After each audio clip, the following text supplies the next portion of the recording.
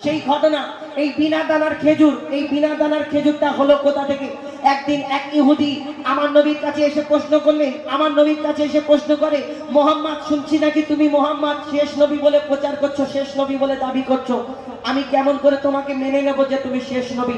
আমি এই দুনিয়াতে তোমার আগে অন্যান্য নবীরা এসেছিল, অনেক মজেজা দেখিয়েছে, কোন নবী পশু পাখির ভাষা বুঝতে পারতো, কোন নবী এই দুনিয়াতে মুর্দাকে জিন্দা করে দেখিয়েছে, কোন নবী এই দুনিয়াতে আশাবাড়ির কামাল দেখিয়েছে, কিন্তু তুমি মোহাম্মদ তুমি কি দেখিয়েছো? তোমাকে আমি শেষ নবী বলে মেনে নেব, কেমন করে আমি মানতে পারবো? যখন এই কথা প্রশ্ন করে আমার নবীকে সেই ইহুদি বলে, তোমার কাছে আমি একটা পরীক্ষা করতে চাই, আমার পরীক্ষায় যদি তুমি পাস করতে পারো তাহলে আমি তোমার কাছে কলমা পড়ে মুসলমান হয়ে যাব, তোমার কাছে আত্মসমর্পণ করব, আমি তোমার দলে হয়ে যাব। যখন এই কথা বলে তখন সেই ইহুদি পকেট থেকে একটা খেজুরের দানা, খেজুরের আঁটি বার করে বলে, মোহাম্মদ শোনো, তোমার হাতে এই খেজুরের দানাটা দিচ্ছি, তুমি পুঁতে যদি এই দানা থেকে একদিনে একটা গাছ বের করে দেখাতে পারো তাহলে আমি তোমার কাছে কলমা পড়ে শেষ নবী বলে তোমাকে মেনে নেব, মোহাম্মদ তুমি শেষ নবী, শেষ পয়গম্বর। তখন আমার নবী মিচকি হেসে ওই দানাটা নিয়ে সেই ইহুদিকে বলে, ইহুদি তোমার সামনে আমি এই দানাটা পুঁতে দিচ্ছি, কালকে তুমি এই সময় আসবে, এইখানে একটা গাছ হবে, শুধু গাছ নয়, আল্লাহর হুকুমে আল্লাহর ইচ্ছাতে সেই গাছেতে খেজুর হবে, সেই গাছের খেজুরও তোমাকে খাওয়াবো। ইহুদি চিন্তা করে, ইম্পসিবল, এটা সম্ভব কি করে হয়? একদিনে একটা গাছ হবে আবার ফল হবে, এটা হতেই পারে না। যখন ইহুদি যখন এই কথা বলে তখন ইহুদির সাথী সঙ্গীরা তো ইহুদিকে বলে, ইহুদি ভাই তুমি যে মোহাম্মদকে চ্যালেঞ্জ করছো তুমি হেরে যাবে। কেন? মোহাম্মদ আসমানের চাঁদকে টুকরা করে দেখায়, জমিনের পাথরকে কলমা পড়িয়ে দেখায়, তাহলে তোমার এই কাজ যদি হয়ে যায় তোমাকে কলমা পড়তে হবে, তুমি হেরে যাবে। যখন এই কথা শুনলো ইহুদি চিন্তায় পড়ে গেল, কি করে তাহলে আমি মোহাম্মদের কাছ থেকে বাঁচবো?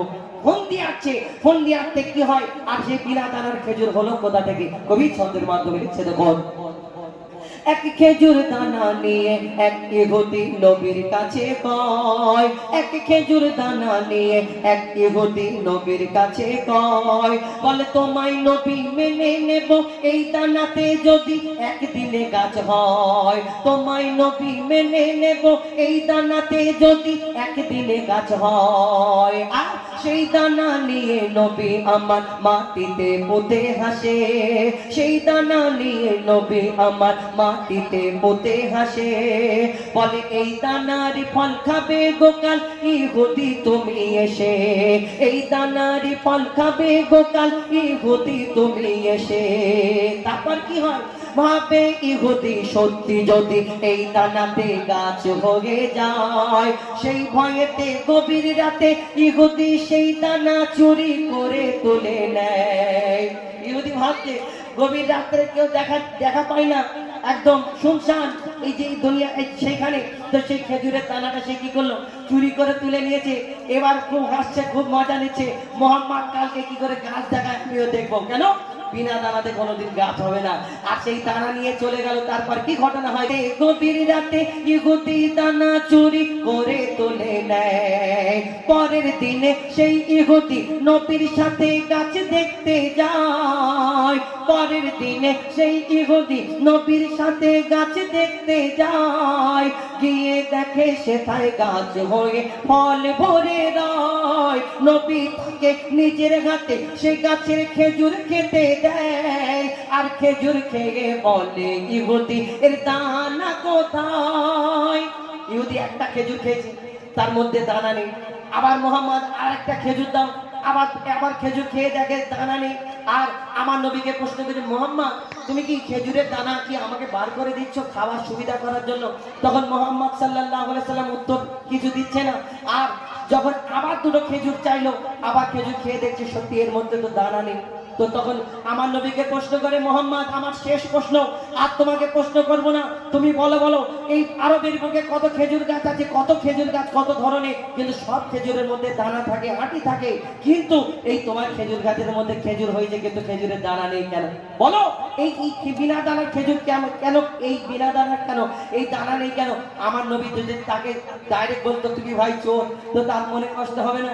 আমার নবী কাউকে কষ্ট দিতেন না। কেমন উত্তর দেয় কবি ছন্দের মাধ্যমে লিখছে, দেখুন, সেই খেজুর খেয়ে বলে ইহুদি এর দানা কোথায়? নবী বলে যে গাছের দানা রাতে চুরি হয়ে যায়।